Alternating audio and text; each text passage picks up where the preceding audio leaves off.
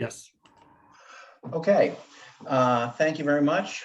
Good evening. I'm Steve Williams. I am a principal transportation planner with Clackamas County, and I am the project manager for the Damascus Mobility Plan project.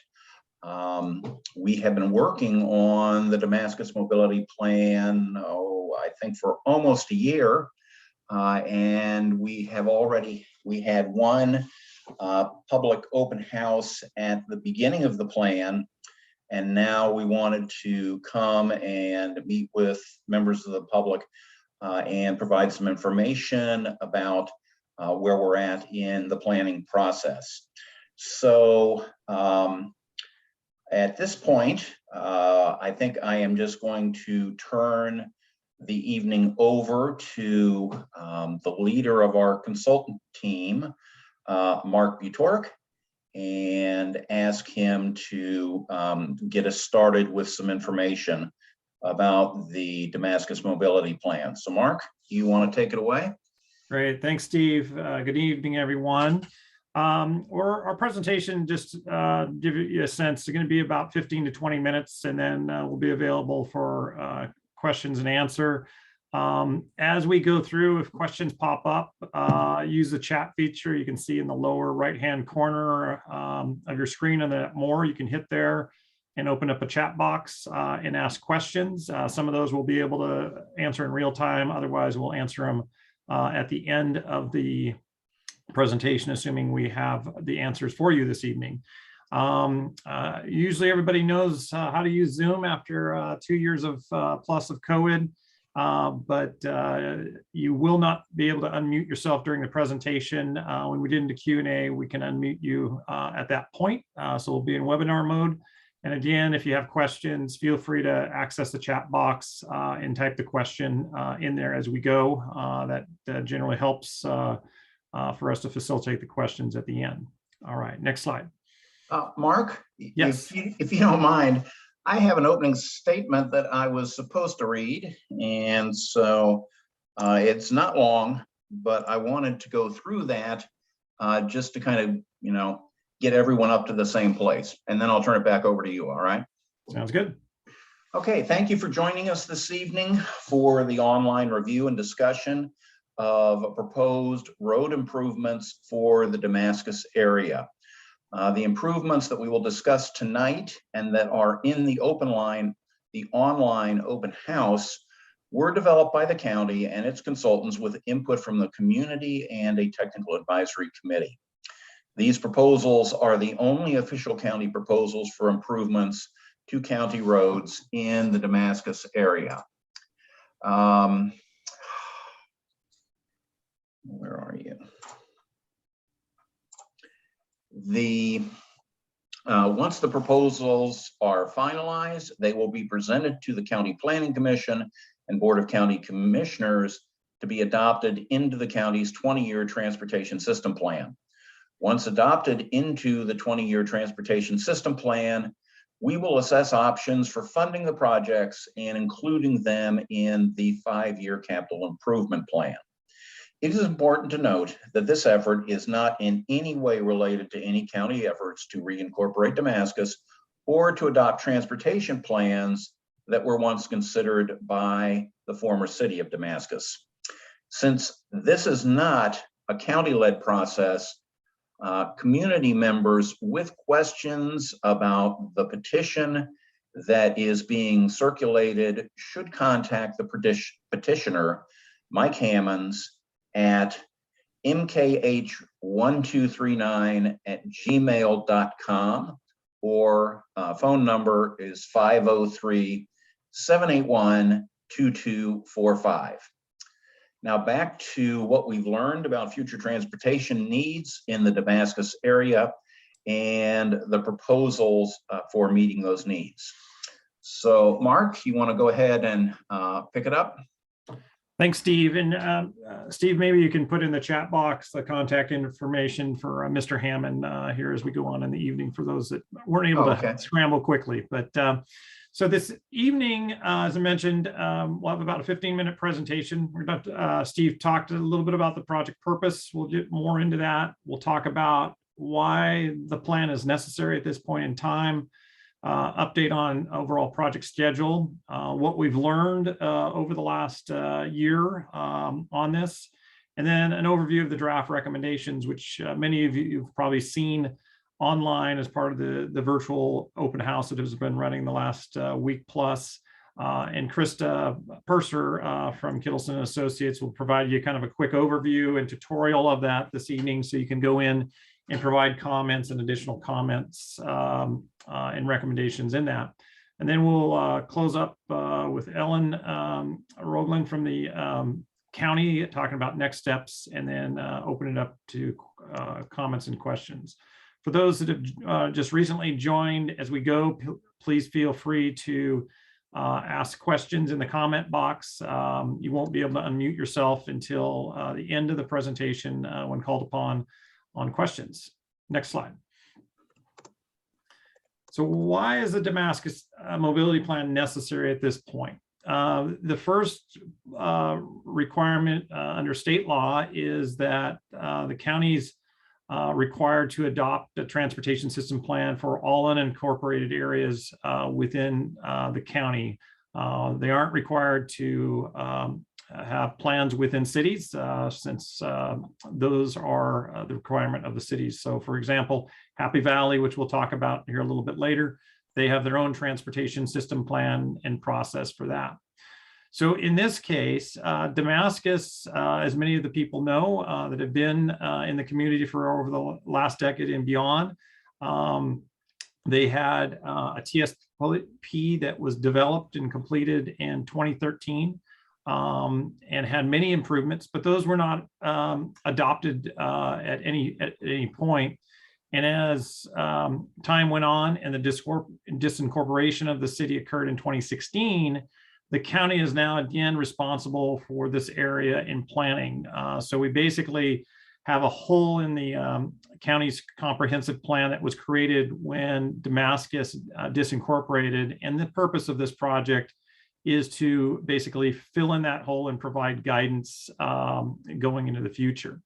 So the focus of this is primarily on both near-term and long-term. And when I say long-term, this is the next 20 years, on vehicular and freight congestion safety on county roadways within this area.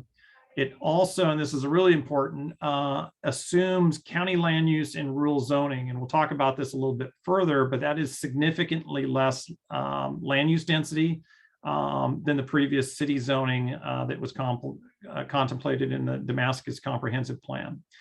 We also looked at solutions for key intersections along Oregon 212, such as at Sunnyside and Foster. And we'll talk a little bit more about those key intersections between 187th all the way out to 242nd. And we'll talk further on those. And finally, always important is our active transportation modes, transit, pedestrian, and bicycle plans. And there's two other planning efforts, one which has been completed by the county, which is a transit development plan, which will guide those elements. And then the second part is the bike walk Clackamas plan, which is currently underway, that will again look at bicycle and pedestrian needs in and around the Damascus area. So tonight we're going to talk a lot about freight and vehicular operational needs and safety needs. And if you have interest in transit, please go to the county's website, look up the transit development plan. And if you're interested in additional pedestrian and bicycle, please go to the county website to the bike walk plan that's just getting underway. Next slide.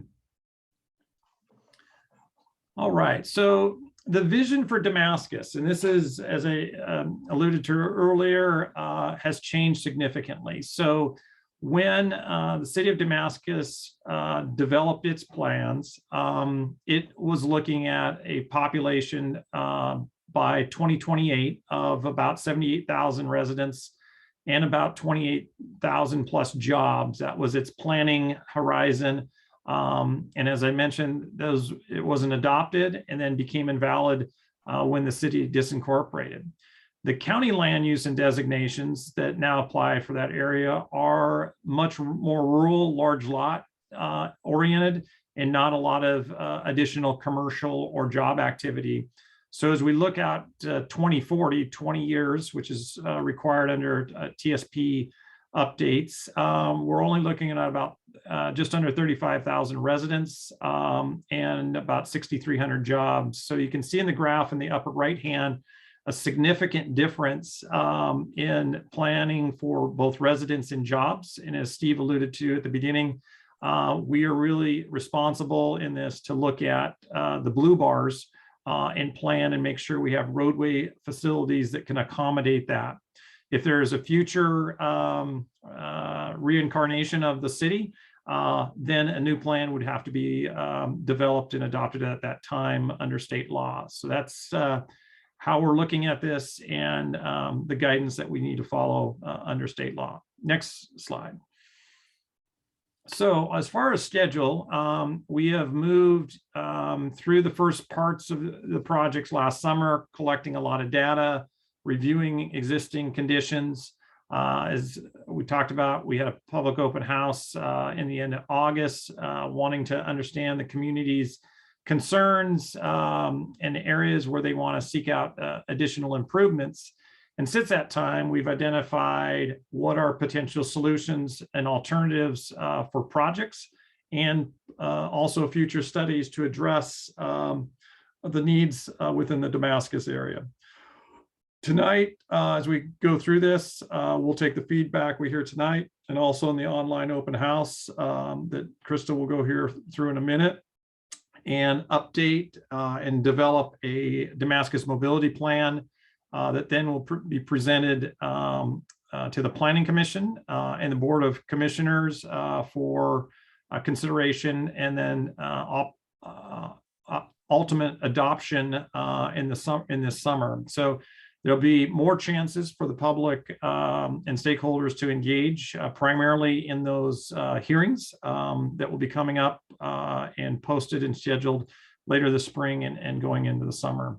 And to always find out more about this project, you can go to the website clackamas.us/Damascus Roads, and that will have all the memos and documents prepared to date, as well as links to the open house and so forth. Next slide.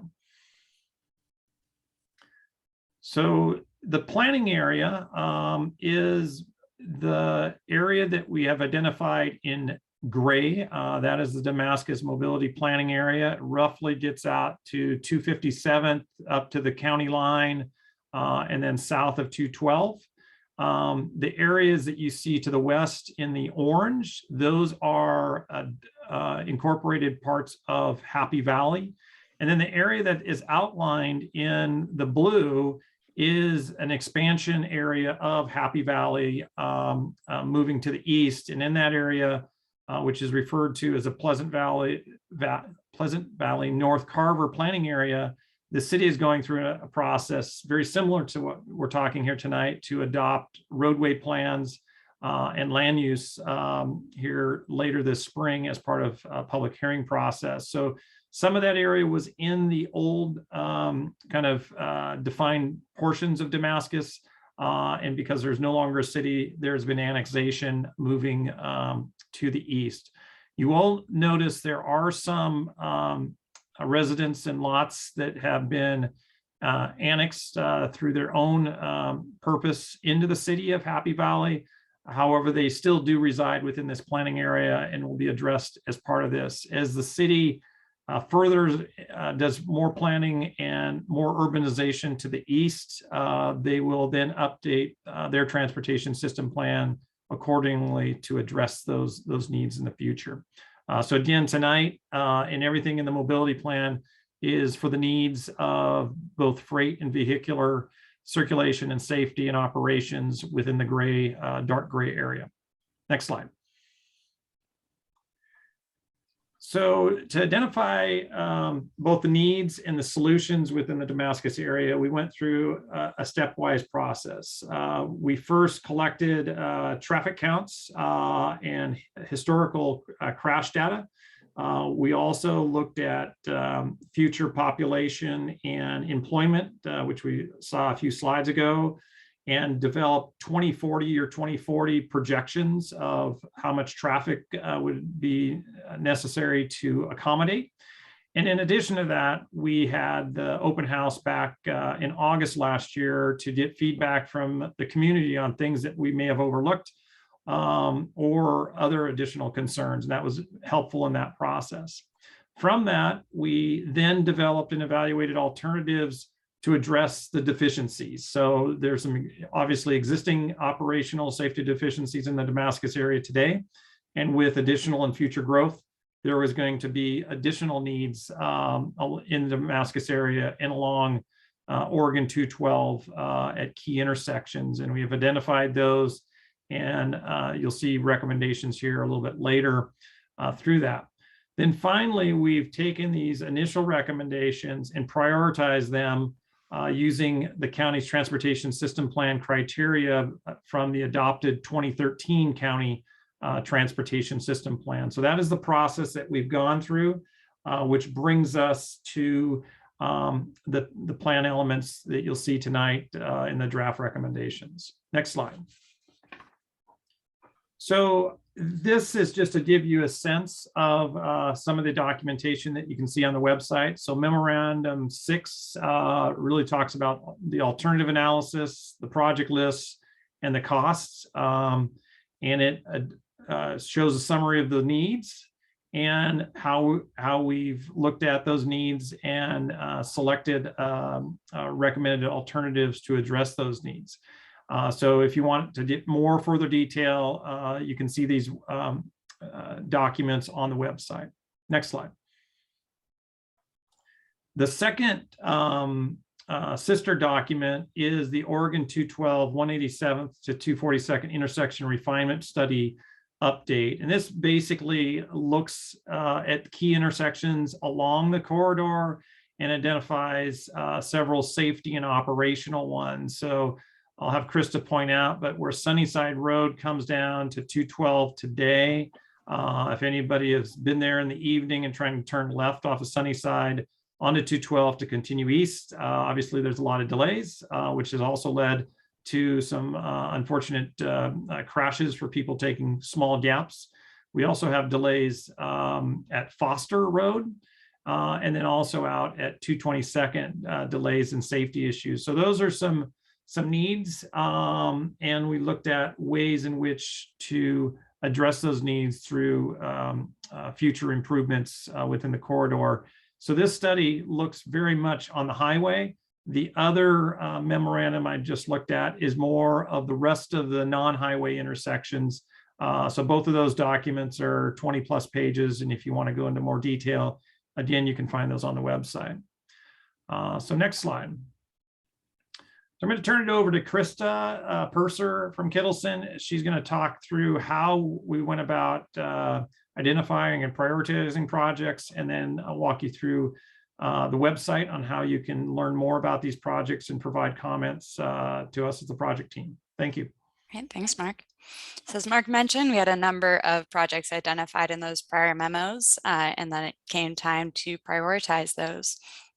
So prioritize those not only on the county's transportation system plans goals, but also needed to filter those into the tiers that were established as part of that plan. So these tiers consider a lot of the funding and put those into the available buckets that we do have. So tier 1, 20-year capital projects. These are projects that we need. They're addressing safety concerns, operational, traffic congestion. And we have enough funding to be able to build these in the nearer time frame. Tier 2 is our preferred capital. We know we need them to meet those population, housing, employment projections, but we do not have enough funding within that 20-year time frame to complete them. And then tier 3 are things that would be nice. There's no huge issues in that area, but it is something we'd anticipate wanting to do in the future. And again, with those, not within the county's current projected funding. All that being said, that is the funding historically. We know there's a lot of investment in infrastructure coming, so we want to be able to lay these out and get them into our plans so we're ready when that opportunity is available. The last category there is the regional capital projects. Those are essentially ODOT facilities, state-owned facilities. So while we looked at them for the county and thought about what the community members wanted to see, what works for our off-highway roadway network, we did want to rank those in some priority and be able to advocate to ODOT that those are this area and this community's priorities. I'll show this briefly, but really just jump over to the open house that also has this information. You'll see a map and a few tables on the online open house. Those are going to show both the county projects, the tier 1s, 2s, and 3s, those priorities. And it'll show the ODOT projects, the high, medium, low priorities. For reference, we've also shown some of the major roadway connections that the city of Happy Valley has in their Pleasant Valley North Carver plan. And you can see the various boundaries of our study area in the city that we described earlier. There's about 35 projects on here. Some of them are a little bit bigger, some of them are smaller. We can certainly pull open house in and show you around. I'm sorry, I've got a few things up on my screen so I can still see you all. All right, so for those of you who have been to the open house, maybe we can show you some more things, but you can definitely scroll through this either on your phone or on a computer. Instead of scrolling, you're free to click around on these headers up top. Those will take you to the different categories. A lot of this information up front we've covered tonight or in the previous open house. And really I can jump down to the improvements. So again, you'll see those tiers described here and our project map. So if you are interested, and let me see if I can find the, someone mentioned project 3209 and 3209. Maybe I can't find it as fast. There it is. So you can come into here, click on this project map. That'll tell you what that project name is, what the project itself is, why, what benefits does it provide, the cost estimate, what type, so is it a, a regional project or a county project, and what the draft priority that we had identified was. So you can definitely come in here, look around on this map. There's a later map in here that'll tell you a little bit, or rather let you tell us a little bit more about your thoughts. There's also a series of these sliders. If I click and drag on the center of this, you'll see the existing, what's out there today, as well as what we had identified as an improvement. This intersection area in particular, there are two pretty closely spaced ones that we heard a lot of safety concerns about and saw a lot of crashes there too. I won't go through each and every one of these. Some of these, the improvements fairly centered, but you'll see that there. One of the areas that wasn't an initial study intersection, but we heard a lot of concerns about was Weiss and Royer. So aligning those so you don't have really closely spaced intersections here and are able to make it easier for folks to turn on and off the highway. And then here's that Sunnyside Foster area, adding some turn lanes in here and providing some pedestrian, walking and biking facilities. When I skip further down and show you that comment map, it'll take a moment to load. This has a lot of the same information as the map further up above and directions on how you can leave comments. So these small markers down here, it looks like some folks have already left comments. We can go in there and see what other people are thinking. You can make your own. Let me click back off of that. Clicking anywhere on the map will either give you that info. You can zoom in and out. If you'd like to leave a comment, clicking on your comment point will let you put one here. And then I can tell, you can tell us if you agree with a priority, if you disagree. Apologies for those watching on a phone, it might be a little tiny. And leave a comment describing what you, why you agree or don't agree with that. I'm going to not save that so I don't get my comments jumbled up with yours. And then again, for reference, we do have that shading of our study area just to give you a point of where we're looking. In addition to that, we do have a survey monkey down here. We've categorized these here, the high priority, either the tier 1 or the high priority for ODOT projects. And you can click in here and tell us if you disagree with any of these rankings, provide more comments there if you'd prefer over the comment map. And that also has the tier 2, tier 3, and an open comment box if your comments are unrelated to the priorities of the projects. Once our meeting is done today, that will be uploaded on the live meeting section. I'm sure a few of you got here from that link, but if you'd like to go back and see, recheck what we had talked about, that'll be available as well. I go back to my presentation slide. All right. So this will be available until March 13th. I already did our overview there. Do you want to talk about what we've heard so far? We had a few comments come in. Those were mostly related to feeling like certain projects should be elevated. They were more important than we had initially drafted in a priority. The specific projects noted was shoulder improvements or some other cross-section improvements to Foster Road, some safety concerns there with a sharp curve. Royer Road, that shoulder widening, and the Tillstrom Bona Park and Weast Bona Park, so the two really closely spaced ones, elevating that. Mostly heard the rest of the tiers were appropriate. They seemed like they were important things to get done sooner. Yeah, so we'll be looking forward to more of your feedback. And I think I'm kicking it over to Ellen for the last bit. Thank you, Krista. Next slide, please. Next steps. We will take the feedback from this open house as we did the one from the last open house, and incorporate that into what we've already looked at and see where it might be appropriate to make changes, or see if there's some feedback that we need to respond to let people know that maybe something sounds like a good idea, but it's not really possible. So we will be going through that very carefully. So we really do ask that you take a few minutes to provide feedback in the open house. We'll post the plan on the project website once we've incorporated the open house. And then we're going to go and have presentations to the Planning Commission and the Board of Commissioners. And eventually the board will be asked to adopt the plan so that we can then put it into our transportation system plan and have it as to be prepared to look for future funding opportunities as they arise. Next slide, Krista. Now it's time for you. If you have questions, we've been getting some in the chat, and that's great.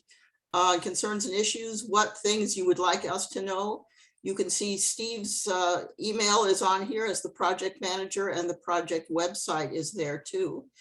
And I would, if you have questions, I think I'll start first with the ones that came in the chat. There were just a couple. And then we'll go to those with hands raised, and I'll call you in the order in which you've raised your hand. So it looks like we have Christine and then Stephen who will have questions. But let me first go back to the ones we've already have. What do you mean by gap in roadway?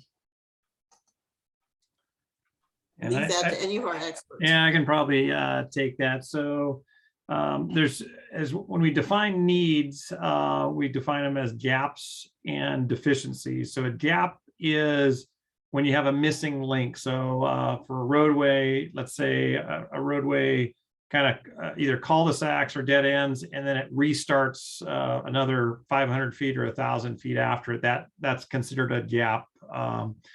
You can also see that with a sidewalk where you're walking along and then there's a gap of 100 feet or something. So that's what a gap is, where you're just missing the facility. A deficiency is where the facility is deficient in some manner. It may be a gravel road versus a paved road. It may not be wide enough. It may not have ADA ramps for pedestrians. So it's there, but it's not up to present day standards. So hopefully that helps on that question. Did that answer the question, Marguerite? If it didn't, raise your hand and we'll follow up on it. Got a couple of compliments on the new left turn from Foster to Highway 212. That's great to know. Next question also came from Marguerite. What happens when there's a home in the way? I presume that means a home in the way of a proposed change in a roadway or a new roadway. Right. So great question. This one also, we do our best to avoid impacts to structures, be it commercial or residents.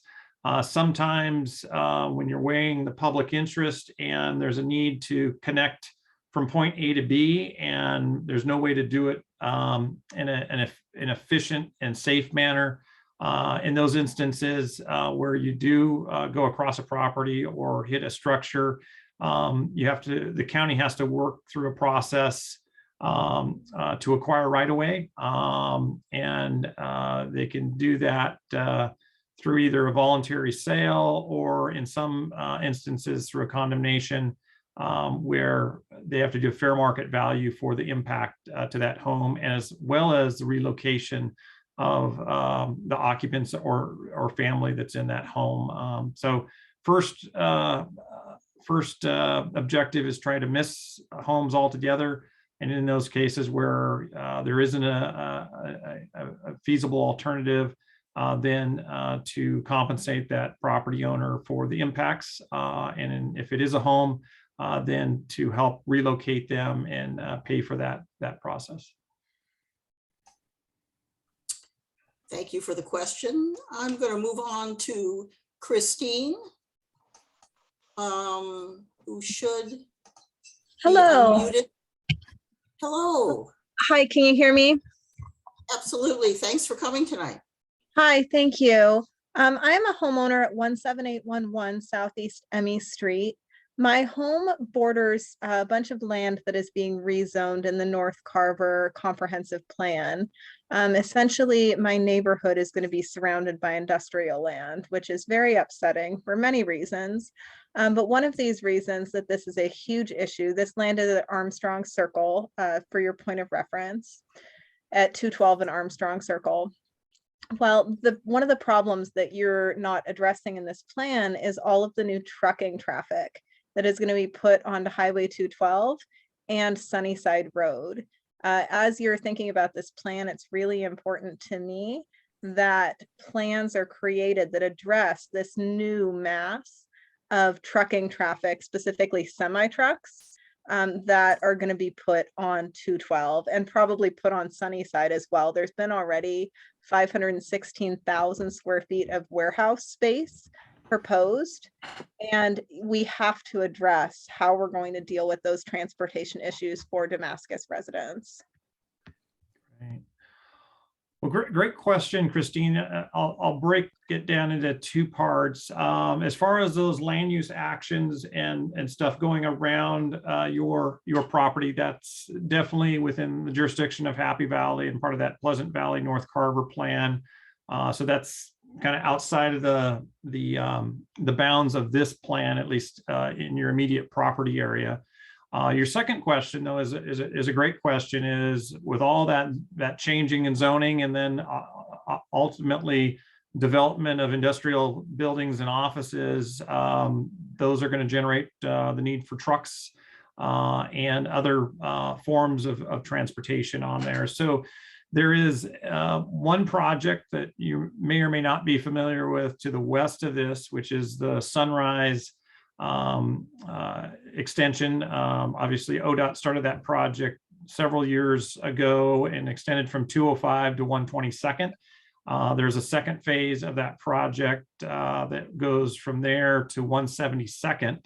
And that is introducing an expressway access controlled facility to provide the facility for trucks and other traffic that's going to be generated. Unfortunately, at this point, it's unfunded, but that is kind of the solution set that has been identified to service that in and out of the metropolitan area at this point.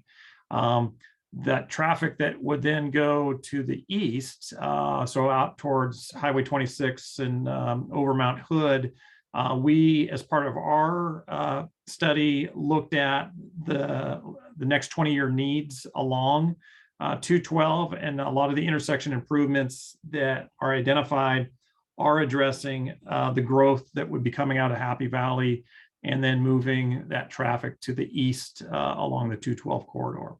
So hopefully that helps clarify kind of who's taking care of what and what process is looking at that. I do appreciate your answering that question. And I've heard about that second portion of the highway as well. My big concern is that Highway 212 is a 2-lane road. It's a very narrow road. It's already extremely overloaded, and thinking about traffic going toward 26, it's going to become much worse with all of that trucking. And I don't think current intersections can handle it. And I'm looking at your map and I just don't see enough being done to address that. So I would love it if you guys could take another look and really try to address that problem. Great. Appreciate your comments. Thank you. Have a nice evening. Thank you, Christine. Stephen, you have a question. You're muted, Stephen. And I just hit a button to ask you to unmute. So there we go. Okay. Oh, there we go. Okay, following up on the previous questions, is there any plan the state's following beyond the expressway for Highway 212? Because I agree, right now we have backups on Highway 212 that go for almost a mile every day, both directions. Yeah, so the focus about that. Yeah, the focus right now of ODOT and the county, for that matter, is to get funding for that next phase, which is the 122nd to 172nd. And that's kind of the focus, realizing that at some point you have to even go further east of that. But until you kind of remedy that, it's a little bit futile to go further to the east until that's addressed. That's a several $100 million improvement, and hopefully with the federal infrastructure funding that recently got passed in Congress, there will be opportunities for both the county and Oregon Department of Transportation to pursue some of that funding through some of the competitive grants out there. But yeah, that's the focus, and I think we all appreciate that need. And for those that have to struggle in that traffic each morning and evening, obviously, you know it very, very acutely of that need at this point. So when more than 20 years ago, there was something like a Sunrise Highway that bypassed Damascus. Is that on the, I don't know if that's on the plan or was ever, it's still a conceivable solution.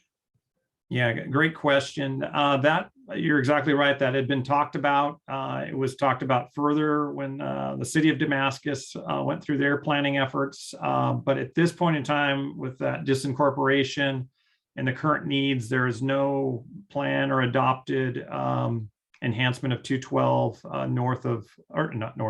east of 172nd. Is there any information of why the traffic on 212 has increased so much in the last 10 years? Primarily, it's well, 2 or 3 reasons. First reason is Happy Valley has obviously had a lot of expansion and growth along the 172nd corridor, especially. If you even just a decade ago, if you went up 172nd, you saw pretty much open fields most of the way. So that traffic, along with traffic up north in Gresham, has pushed a fair amount down to 212. Regional constraints as you come over US 26 over Mount Hood into the metropolitan area. Obviously, you're constrained on 84, you're constrained on Powell. So that has pushed a fair amount in this area. And then just the industrial growth, as one of the earlier folks mentioned, in and around that area, that's increased it. And you know, as much as we all love, I think this area in the Portland is, we're continuing to grow, and that's what we're experiencing at this point.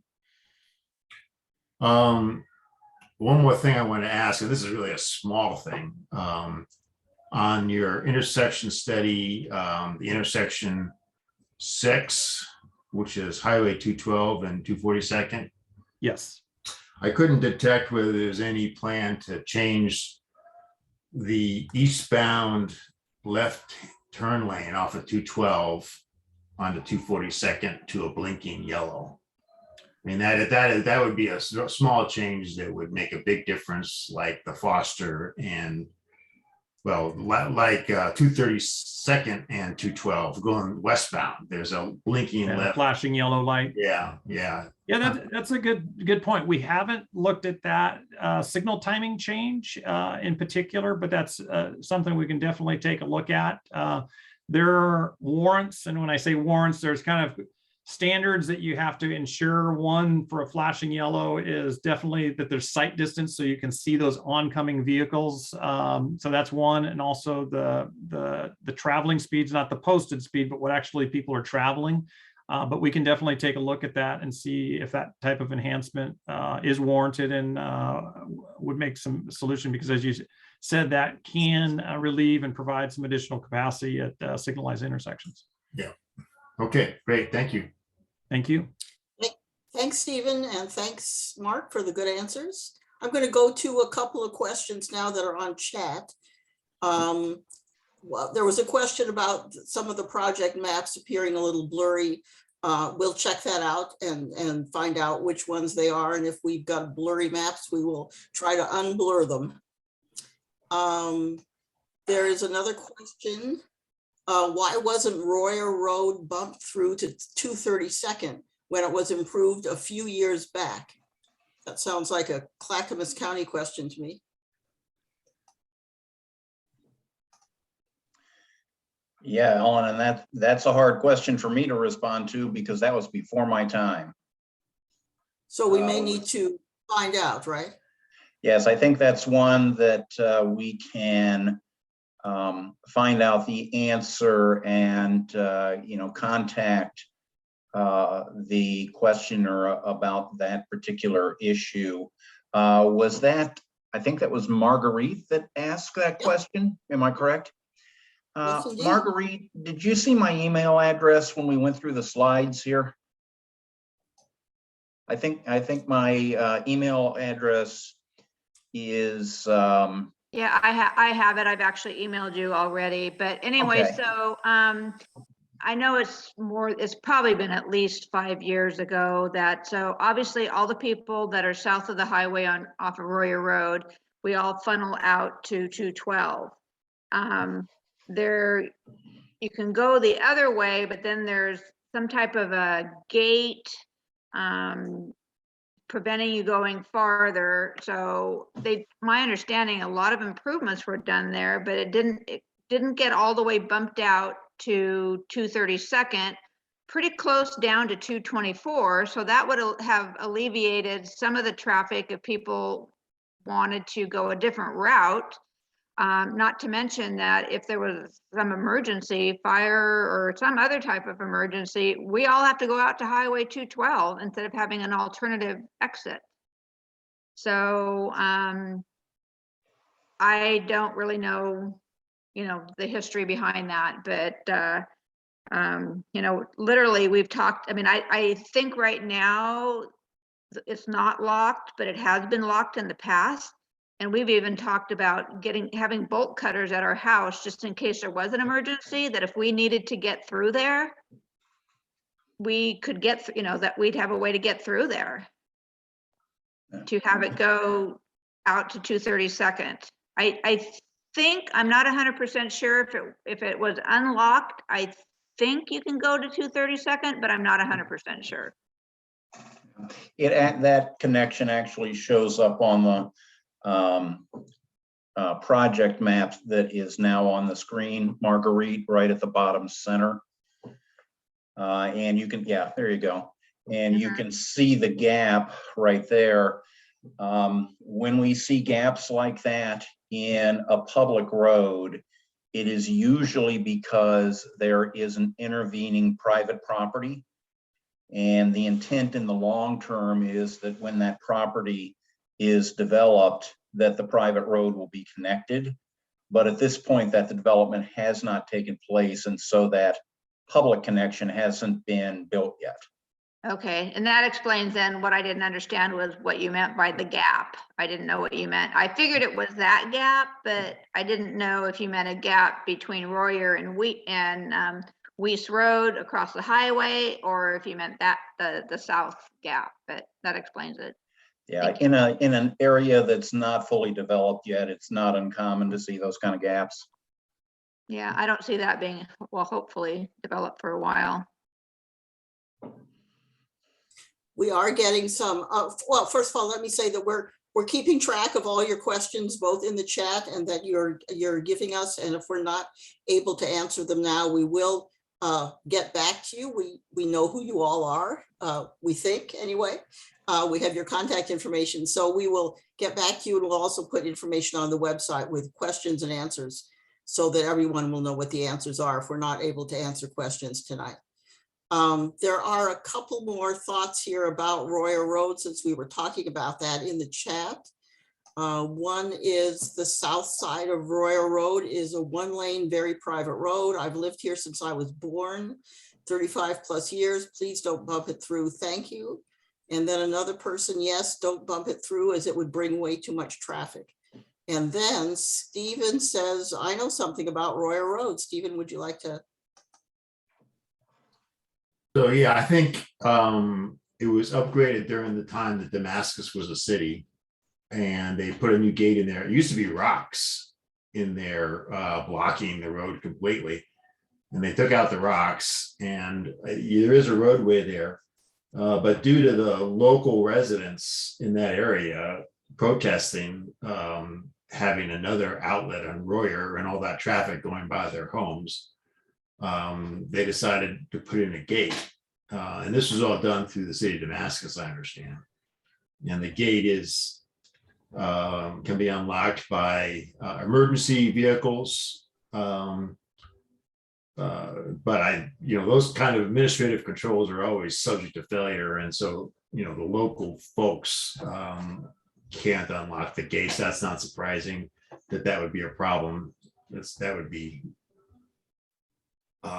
easy to foresee that would be a problem. Thank you, Stephen. Any other comments on Royer while we're on it before I go on to the next question? Marguerite has her hand up. Okay. I can't. Oh, I see. It's not. It's on the screen and not Your on physical hand. Yeah. your real hand. I'm so unused to that. I just wanted to comment that I'd much rather see, as a homeowner on Royer Road, I'd much rather see Royer Road bumped through than an expressway bypass be put through on the south of the highway. So for my 2 cents there, I mean, nothing's going to be perfect, but I'd rather see it bumped through than have a full-on expressway. And that's Michael Hammond's hopes. Right, as Steve Williams said at the beginning of the meeting, and I'm not sure that you were all here yet. Those are not county plans at all, and they're not supported by the county. So the plans that we are sharing with you tonight and that are on the open house and on our website, that's what we're proposing based on the needs we've discovered and what we've been hearing from you. And Marguerite, just let me add to that there's no proposal for a Damascus bypass in the plan. That is simply an issue that Mike Hammonds has been trying to bring forward. I guess my concern is I see how Happy Valley seems to be forging east, and I don't know enough, I'm naive enough that I don't understand why they have the right to keep on going through Damascus, basically going east. And, I guess people have to annex in, but obviously we're seeing what's happening to the people on Emmy Road. They had a country property and now they're backing an industrial property. So even though the county doesn't have any plans for that, I don't know. I don't understand enough. I kind of wonder, is Happy Valley going to propose that down the road? Steve or Mark, can you address Well, why Happy Valley gets to keep moving? well, I guess maybe there are a couple of issues here. One is, Marguerite's observation, looking at this map, that has been quite a bit of growth in Happy Valley's incorporated area to the east in recent years. And in fact, some of it is well into the area that was part of the former city of Damascus. And that shows up here on this map. There are two ways that properties get added to a city in Oregon, Marguerite. One, and this is what's been going on in the east side of Happy Valley, is what's called voluntary annexation. The property owners of these colored properties here basically went to the city and said, we want to be part of Happy Valley now. And they have to,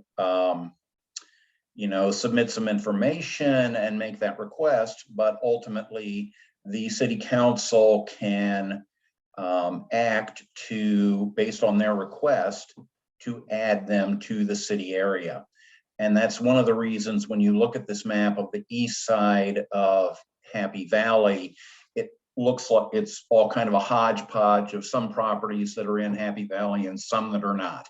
And that's just a matter of, individual property owners that would have wanted to be annexed into Happy Valley. The other way that properties get moved from the unincorporated area and into a city is what's called involuntary annexation. And that takes place when a city presents a plan and says, basically to the population, hey, we want to annex this entire area. We think it's going to be, a growth area for us in the future. We're willing to supply, urban services, water, sewer, roads in that area. And we think this will be beneficial to the community. And when they do that, the city council receives that recommendation and then refers it to a ballot. And the people actually vote on whether they are going to be added to the city or not. Now you can see the area that's outlined in blue dashed line on this map called the Pleasant Valley North Carver planning area. Happy Valley has not proposed an involuntary annexation in that area. And so at this point, what you're seeing is that voluntary annexation that I mentioned a moment ago. But it's clearly a direction that Happy Valley is growing. But it's involuntary, it's voluntary at this point, but the people on Emmy Road don't have a choice because now they're going to have a industrial site right next to them. So it's kind of contradictory. Well, and that's one of the problems with development that's taking place in a somewhat uncontrolled and unplanned manner, is that you have those kind of land use conflicts occurring. I'd like to move on now, if possible, to a couple other questions.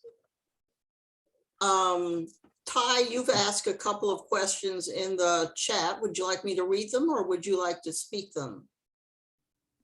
If you want to speak them, raise your hand. I think I will, looks like I will speak them. One is signal timing change would be great at Foster. Make the green light shorter so there's better opportunity for folks to enter off side roads. That sounds like a Mark question to me. Yeah, yeah, great question. There is going to be some signal timing changes at that light upcoming. Also, as you'll see in the plan, is the needs for additional turn lanes and some widening in and around Foster and Sunnyside. So yeah, we know there's capacity and side street issues there. So you're right on point. There'll be enhancements to signal timing and physical improvements in the future. What's the next question? Ty's next question is, what am I missing? Where's the plan for major traffic to come through Damascus if this group is not discussing a bypass expressway? I haven't heard of how the road will be expanded. If ODOT and Happy Valley have a plan up to the edge of Damascus, what is the plan to add width to the main road? Like others have mentioned, the amount of traffic that will grow needs more width to the bottleneck,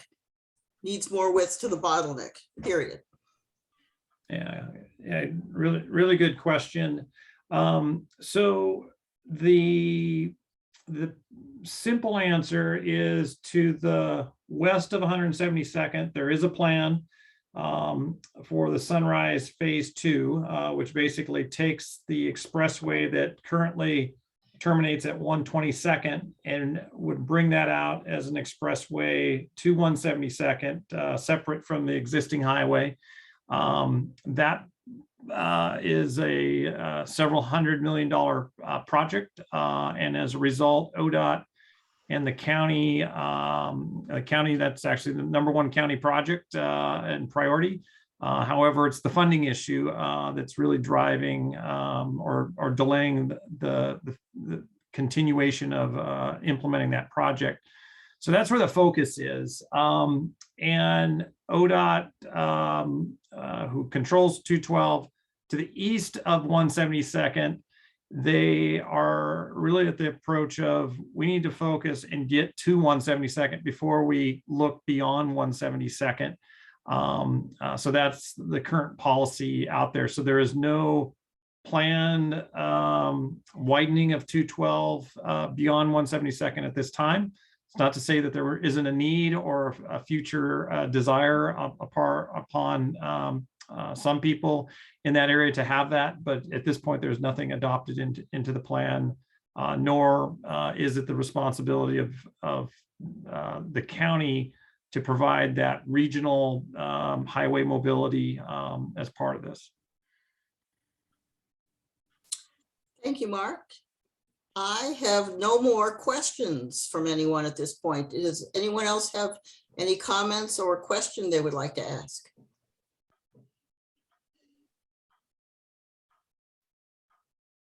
If not, I will turn it back to Steve. Okay, well, we thank you very much for coming this evening to hear this presentation on the Damascus Mobility Plan. And we thank you for your discussion and questions afterwards. Could you go back one slide, Ellen? Or Krista, whoever, who's pushing the buttons there? Okay, thank you, Krista. Just wanted to remind you that this public input process that we're conducting right now extends to the end of the week, actually Sunday. And so if you would like to go to the website, send us an email, or in some other fashion convey your comments or suggestions to us, we still would be very happy to get those from you. After we complete this input process, we are going to be incorporating the changes into the draft Damascus Mobility Plan.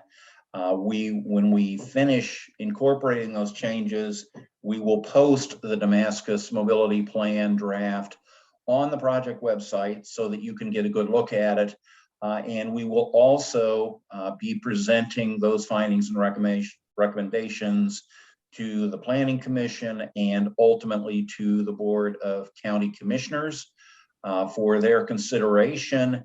And then later this year, we expect, after further discussion and perhaps additional public input, that the Board of County Commissioners will take up this plan and adopt it for incorporation into the county's transportation system plan. So I would recommend that if you're interested in Damascus transportation issues, and I think you are, due to the fact that you're here this evening, that you keep following through the Damascus Roads website and also the county website to get more information on the current status of this plan and its movements towards adoption.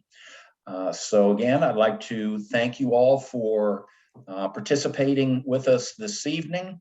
And I think my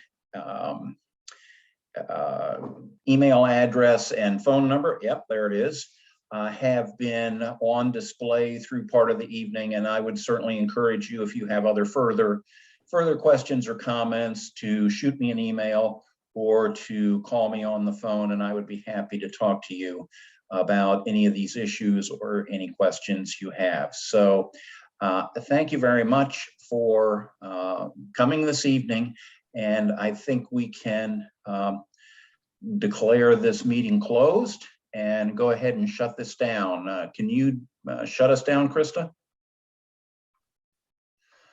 All right. I can. I see there is one last comment in the chat if we do want to cover that. Yes. There is a comment from Ty. Can you speak about the bypass proposal and how that would be integrated in your plans if Mike's ideas gets legs?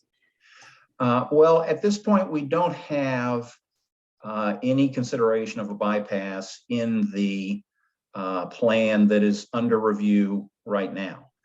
And the main reason for that is that the traffic levels that we forecasted in the plan and that we're expecting to occur in the next 20 years are not sufficient to merit a separate bypass road. And so since that's true, we didn't give any particular focus to that issue. As things continue to develop over the course of coming years, if we reach a point where the growth in traffic on 212 through the Damascus area appears to be rapid enough and large enough to merit a bypass, then that is something that will probably become an issue of discussion between Clackamas County and Oregon Department of Transportation, and could ultimately be, plans be developed and something be brought forward. So that is something that we're watching, but there is no action that's necessary on it, on a bypass at this point. So, Ellen, should we go ahead? I think that's it. Yeah. Oh, great, Marguerite. I just put in the chat if you'd like to be on an email list, to get project updates by email. Sorry about that. I put my email in the chat, ellenrog@clackamas.us, and I'd be happy to add you to the list, and we will let you know about future meetings when this goes to the Planning Commission and the board and any other major actions in the project. And I guess before we sign off, we have been recording this evening, and we'll post that recording on the website here within a few days. And so if there's anyone that's interested in going back and revisiting parts of this presentation, it will be on the website, so you can do that. So I guess with that said, is there anything else that you need to add, Ellen, or perhaps Mark? I think we're set. Okay, good. Well, thank you very much for coming out this evening. And I appreciate your interest in what we're trying to do at Clackamas County. Good evening.